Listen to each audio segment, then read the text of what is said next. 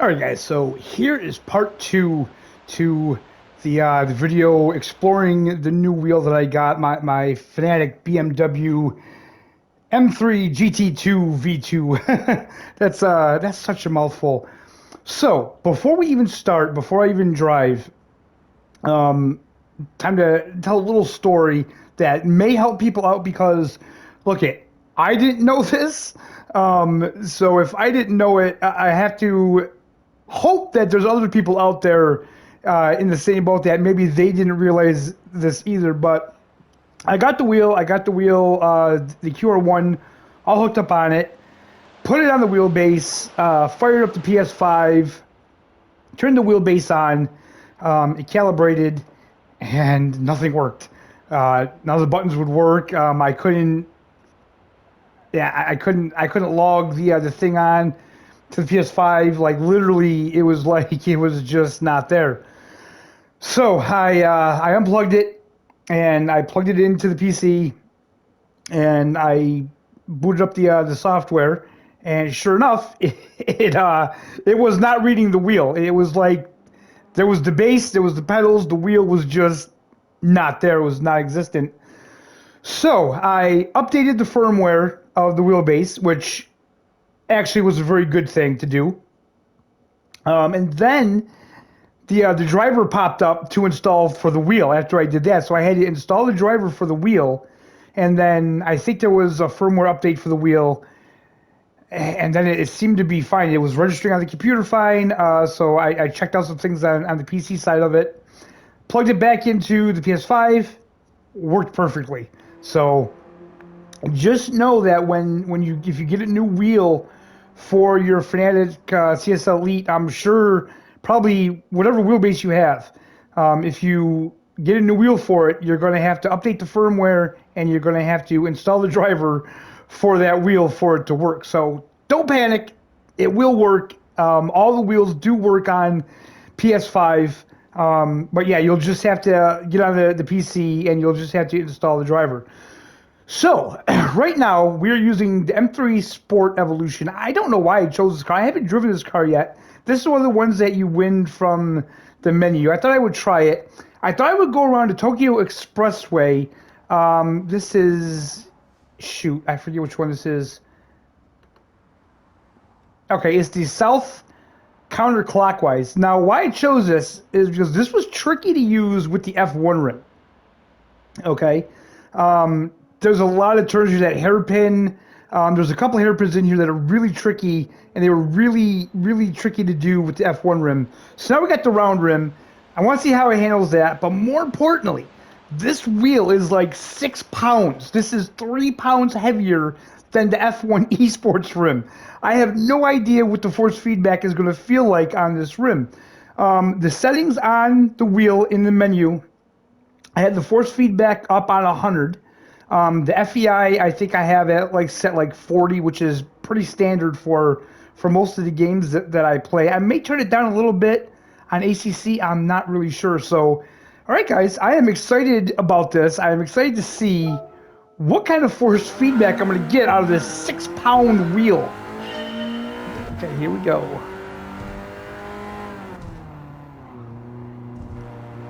Okay, so it's definitely lighter. And I can tell that right off the bat. Like just going around that one corner, it felt lighter than I'm used to.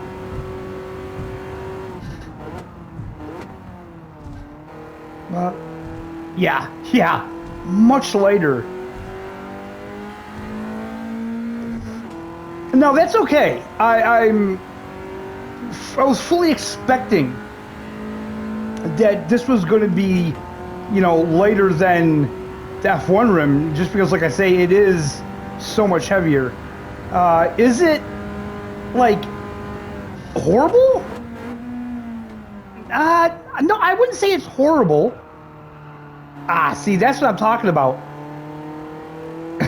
It's much easier to get around those kind of corners when you can reposition your hands.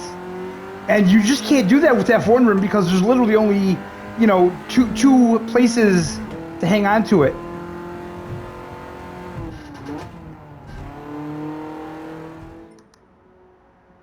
Okay, guys, so a little update.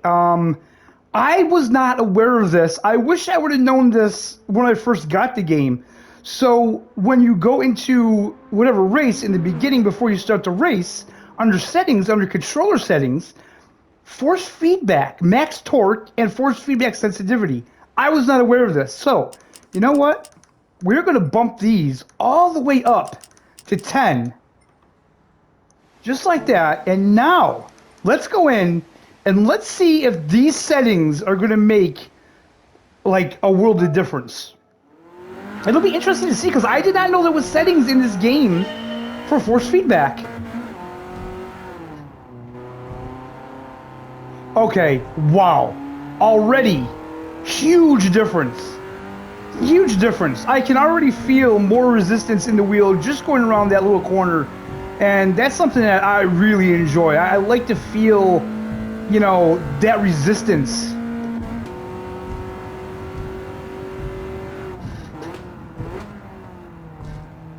Oh, yeah. Oh, yeah. That is nice. That is nice. Okay, you know what? That made all the difference. Now I would have to say the force feedback is actually better than what it was with the F1 rim. But now I'm going to have to put that rim back on and try it. Ooh, boy, yep. Ah. Okay, we totally braked too late on that one. But yeah, the force feedback now is just really nice. Really nice. But I had no idea that was there. Damn it.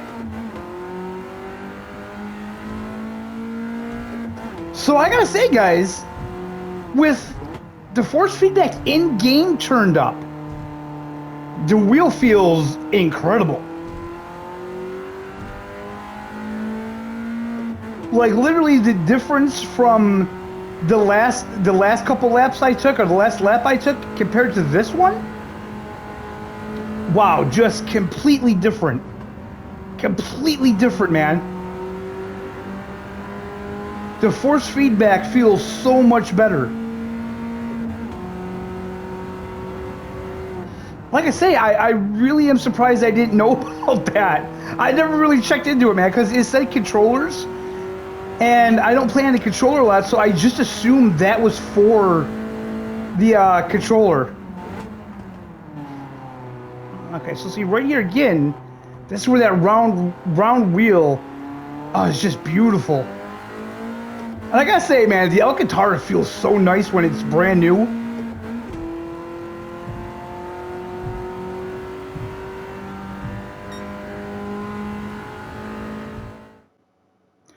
All right, guys, so here we are on ACC. We are at Kyalami.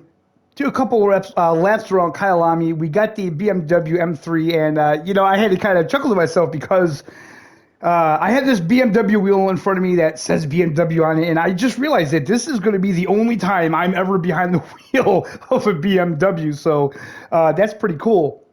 One thing I do want to point out with this wheel, if you have smaller hands, which I do, the buttons, it's quite a stretch to reach the buttons. I'm not gonna lie. So like, I wouldn't like, for me personally, this wheel wouldn't be good for say like F1 where you're interacting with the buttons a lot during a race. Obviously, I have the F1 rim for that, and on that rim, everything is well within reach. With this wheel, yeah, it's a bit of a stretch, but luckily, games like Assetto Corsa and Gran Turismo 7, like Dirt Rally 2.0, it's not really a big deal. I'm not hitting buttons a lot, but it's something that you should pay attention to. That if you have smaller hands, this wheel is big. Like I said, this is like a full-size wheel, and the buttons on it are laid out in a way that they're not the easiest to reach. Um, I would say if there's certain things that you use a lot, map those to the outside buttons, and then leave the inside buttons things that you don't really use that much. The good news is though, the funky switch and the analog stick are very easy to reach, and the shifter paddles are quite long. So it doesn't matter. Like, let's see here, if you have your hands at like 10 and 2, you can still reach the shifters, and if you have them at like oh god, what would this be? Like 7 and 4? No, 8, 8 and 4. You can still reach the bottom of the shifter paddles. They're that long. Okay, so here we are in Assetto Corsa. I haven't done anything to the FFB settings in the game. I haven't changed anything to the FFB on the wheel, which actually I probably should, because with this game, the FEI, let me just...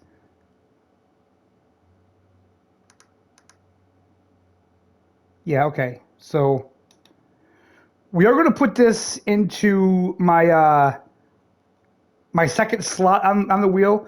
So I have the force feedback cut down to about like 75 to 75 on the wheel for this game, and the FEI still at 40. So we're going to try this first.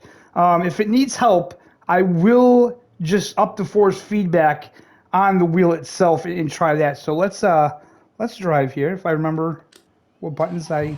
Yep, there we go. Okay.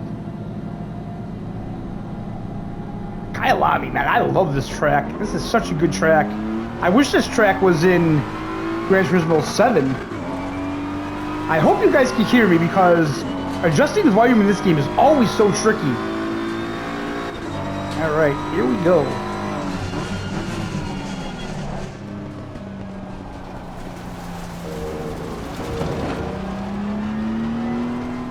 Alright, so far, not too bad.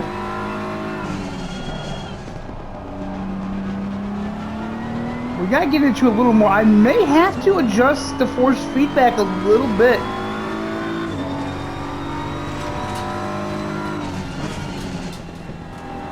Yeah, I definitely think I need to adjust the force feedback a little bit. I'm not getting a lot going on here, and especially with the last update, the force feedback on this game is really good. So let me just stop that. Let me go into my menu here.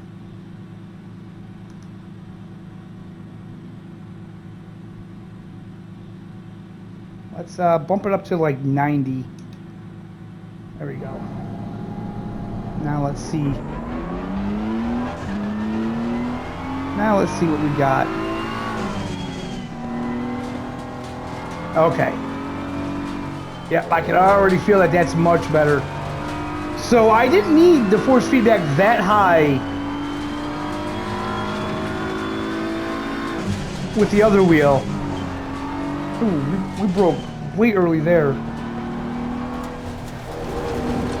With the F1 rim, I didn't need the force feedback that high on that one. But on this one, again, it's a 6-pound wheel. It's not a light wheel. It's a big wheel. But I can honestly say, turning it up, now it feels beautiful. It feels just as good. It feels just as good as the F1 rim did. So, yeah. So I'm actually kind of shocked, guys, because really, you know, I mean, the CSL Elite, it is what it is, right? It's 5 Newton meters. It's not the most powerful. It's belt driven. It's not direct drive. So I was expecting a pretty substantial loss to force feedback with this heavier wheel. But I can honestly say I don't feel that much of a loss.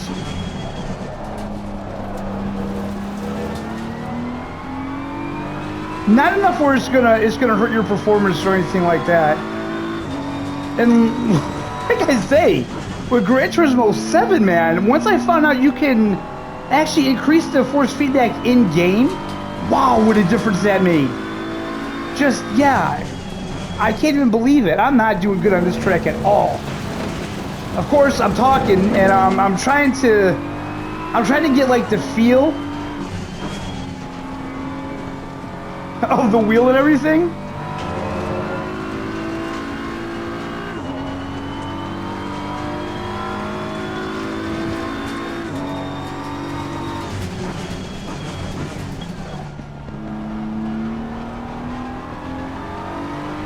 But yeah, in corners like that, the round wheel is just much better.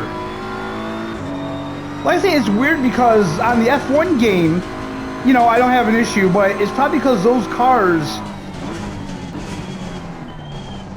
the steering ratio and stuff is just different on those cars. You know, and they're made for that kind of wheel.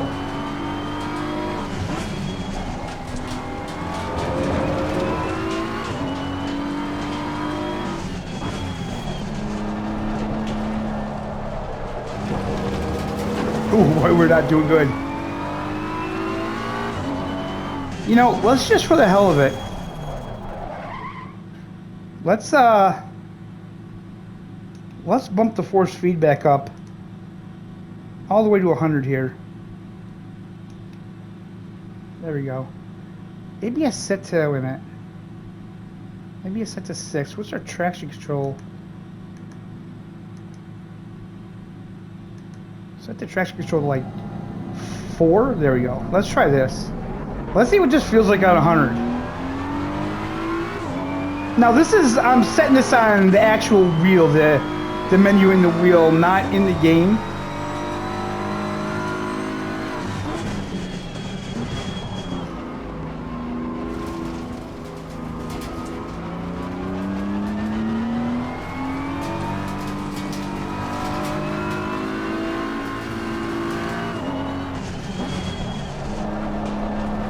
Oh yeah.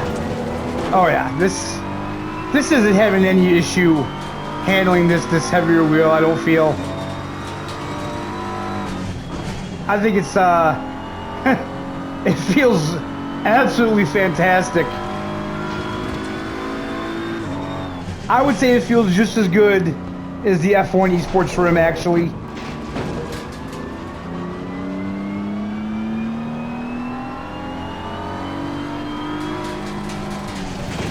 Alright guys, so to just kind of sum it up about this wheel, I absolutely love it. I think it's a fantastic wheel. I know that the one thing that a lot of people always ask is it worth it? And to be honest with you, you know, I can't answer that for anybody. I can't tell anybody that, you know, a $300 wheel for a video game is worth anything. That has to be on you guys to decide for yourself. It's your money. You know, you have to know, you know, what you want. This is what I will say. Okay, if you have the money, you know, if you have the money and you are looking for a round rim for your Fanatic wheel, I would totally recommend this wheel, the BMW M3 GT2 V2. It's a fantastic wheel. I am super happy with it. I'm going to be using this wheel for a long time. I don't see myself buying another wheel. I don't see what the point would be. I mean, I have the F1 rim, and now I have this wheel, so that really covers everything. So yeah, I don't think I'll be buying another wheel. Again, it is a bit of a stretch with the buttons. Okay, and I don't have big hands. I don't have big long fingers. But I don't think it's anything that's going to detract from any of the games. Like I say, the buttons that are kind of to the outside, those are reachable. You can't see, but I'm kind of just, yeah. I mean, they're reachable, and I wouldn't say they're uncomfortably like unreachable. You know what I mean? It's like a little bit of a stretch, and like I say, it's not like you're hitting buttons all the time during a racing game. Anyway, you know, maybe flash your headlights. Maybe if you need windshield wipers, which I know a lot of people don't like racing in the rain anyway. Again, like I say, if you're gonna use this for like maybe F1, that might be a bit of a problem. because you're hitting buttons a lot with that. But yeah, I mean, if you already have a round wheel, you're probably not going to be looking for another one regardless. But if you do have like an F1 style wheel, or even if you have the McLaren GT style wheel and would like a round wheel, I would totally recommend this. Again, there are round wheels that are more affordable on the Fanatic website. Like I said, they do have a BMW one that's like under 200 bucks. I want to say it's around like 160, $170, something like that.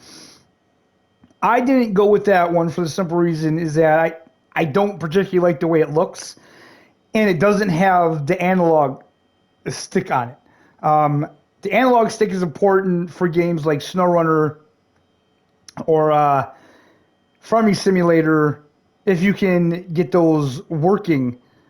Which for some reason I have to try it. I've updated the firmware, so maybe I should try it on SnowRunner, and maybe I should try it on Farming Simulator as well. Yeah, I don't know. Anyways, guys, that's where I'm going to end this video.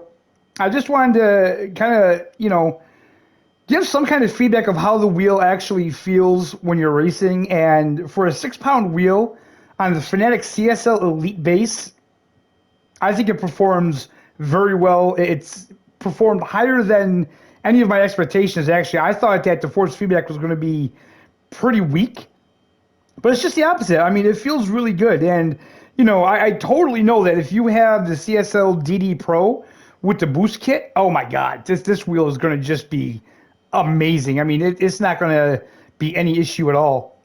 All right, guys, so that's where we'll leave this one today. I hope you all enjoyed the video. I hope maybe I helped you if you were thinking about getting a round wheel, or if you were thinking about this wheel in particular. I hope you're all having a fantastic day, and I'll see you next time.